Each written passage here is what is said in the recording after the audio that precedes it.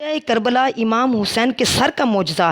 امام حسین کی شہادت کے بعد جب آل رسول کو قید کر کے امام حسین کے سر کو کاٹ کے نیزے پہ بلند کر کے شام کی طرف لے جایا گیا تو جہاں جہاں سے یزید کا قافلہ گزر رہا تھا لوگ پوچھ رہے تھے یہ کس کا سر ہے اور یہ بیبیاں کون ہیں۔ جس کو بھی معلوم ہوا کہ یہ رسول اللہ کا خاندان ہے تو ہر کوئی دل ہی دل میں ان ظالموں پر لعنت کرتا رہا اور کوشش یہ تھی کہ یہ قافلہ ہمارے شہر میں رکے۔ تو ویسے ہی چلتے چلتے جب یزید کا قافلہ شہر کرتان تک پہنچا تو وہ لوگ پہلے سے ہی باخبر ہو چکے تھے کہ فوج یزید نے محمد کے نواسے کو شہید کیا، آل محمد کو قید کیا، تو انہوں نے اپنے شہر کے دروازے بند کیے ہوئے تھے۔ قافلہ شہر کے باہر رک گیا اور درخت کے سائے میں یزید کے سپاہی سونے لگے۔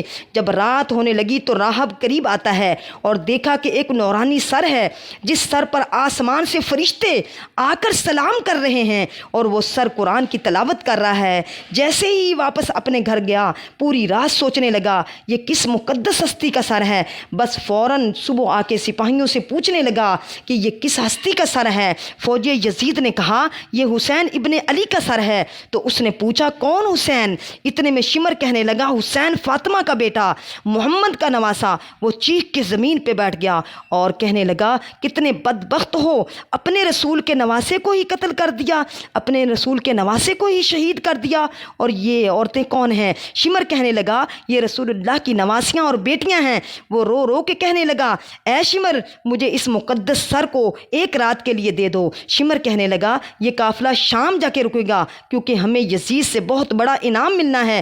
راہب نے کہا میرے پاس 10,000 درہم ہے، اگر ایک رات کے لیے سر مجھے دے دو وہ میں تمہیں دے دوں گا۔ آپس میں مشورہ کرنے کے بعد اس بات تک آ پہنچے کہ ایک رات اور رکتے ہیں۔ بلا آخر ان ظالموں کو 10,000 درہم دے کر راہب حسین کا سر اپنے گھر لے آتا ہے اور ایک پتھر پر آ کر اس سر کو رکھا اور زارو قطار رونے لگا۔ اتنے میں امام حسین کے سر سے آواز آئی اے راہب یاد کر جب تم اولاد کے سے محروم تھے تو اولاد نہیں تھی، تم اولاد کی دعا کروانے کے لیے میرے نانا محمد کے پاس آیا تھا، تمہارے مقدر میں اولاد نہیں تھی، میں نے اللہ سے دعا کی، اللہ نے تجھے 7 بیٹے عطا کیے اور تم نے کہا تھا ایک مرتبہ میرے گھر آنا۔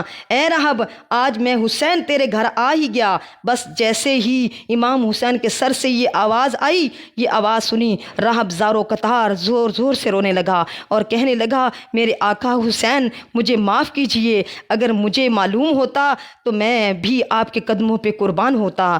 امام حسین نے فرمایا اے راہب اللہ کی مرضی یہ ہے، کیونکہ اللہ کا دین میرے خون سے زندہ ہونا تھا۔ پوری رات وہ امام حسین کے سر سے گفتگو کرنے لگا۔ جب صبح کا وقت قریب آیا تو راہب نے سوچا میں امام حسین کا سر واپس کیسے کروں۔ تاریخ نے لکھا وہ جو 7 بیٹے امام حسین کی دعا سے ملے تھے ان میں سے ایک بیٹے کا سر قلم کر کے شمر کے پاس لے گیا۔ شمر نے جیسے ہی سر کھول کے دیکھا تو کہنے لگا یہ حسین کا سر نہیں۔ راہب واپس آیا، دوسرے بیٹے کا سر قلم کیا، انہوں نے وہ دیکھا، پھر کہا یہ حسین کا سر نہیں۔ ایسے کرتے کرتے راہب نے امام حسین کے عشق میں اپنے 7 بیٹے قربان کر دیے۔ جب آخری بیٹے کا سر شمر دیکھ کے یہ کہنے لگا کہ اے راہب تو وعدہ خلافی کر رہا ہے، اگر حسین کا سر نہیں دیا تو ہم تیرے پورے خاندان کو قتل کر دیں گے۔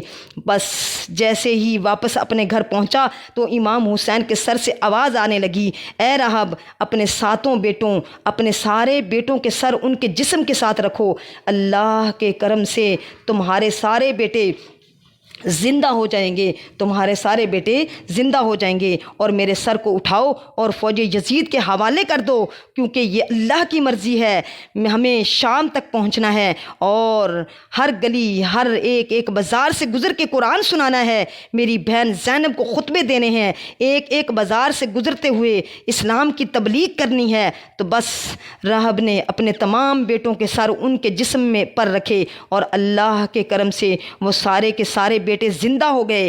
پھر روتا ہوا امام حسین کے سر کو فوج یزید کے حوالے کرتا ہے اور کہتا ہے کہ کتنے بدبخت ہو تم، اپنے رسول کے نواسے کو شہید کرتے ہو، ان کی بیٹیوں کو قید کرتے ہو، ان پر ظلم کرتے ہو، تمہارا یہ ظلم قیامت تک کے لیے لعنت بن جائے گا۔ آج بھی اس پتھر سے خون نکلتا ہے جس پتھر پر امام حسین کے سر مبارک کو رکھا گیا تھا، کیونکہ شہید کبھی مرتا نہیں اور خون نہ حق کبھی چھپتا نہیں۔ اللہ ہمیں کربلا کے شہیدوں جیسا بنا دے اور ہمیں محرم الحرام میں عبادت کرنے کی توفیق عطا فرمائے۔